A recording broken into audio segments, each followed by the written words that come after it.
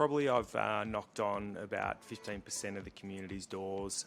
So far, I've been at met thousands of people at train stations, at street stalls, and the number one thing is Point Cook Road and getting a fix on Point Cook Road. We've fixed Palmer's, we've fixed access on Snides Road, on Boardwalk, but Point Cook Road is the number one thing. We've committed at this election $79 million to put in an intersection at Point Cook and Central Avenue. We'll be doubling Central Avenue.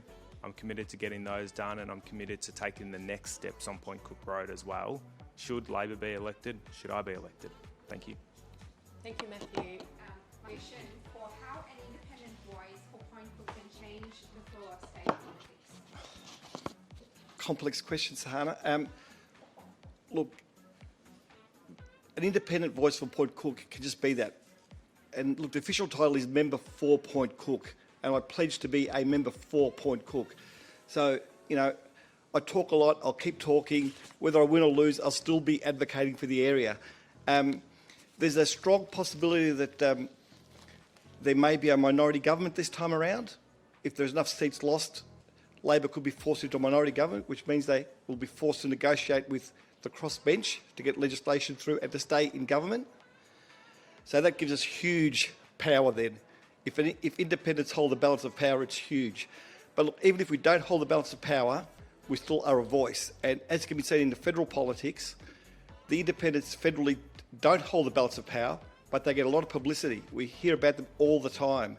So they get to push their issues that they need, and I'll be pushing as hard as I can, and I pledge that for the West. I'm a long-term Westie, I'll always be a Westie, so let's go. Thank you.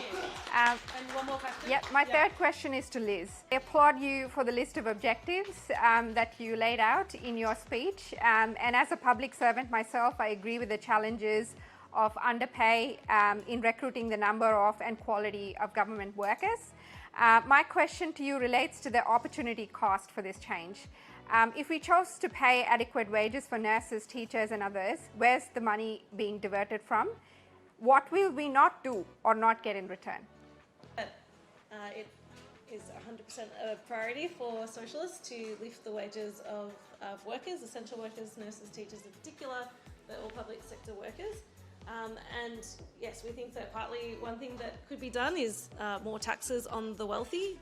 For instance, luxury property taxes. We think that the state government could be levying the more taxation on properties. They're not leveraging that enough, and we could be getting more revenue for the state government through increasing taxes on the wealthy. That's what we want to see happen in order to fund a better life for working class people.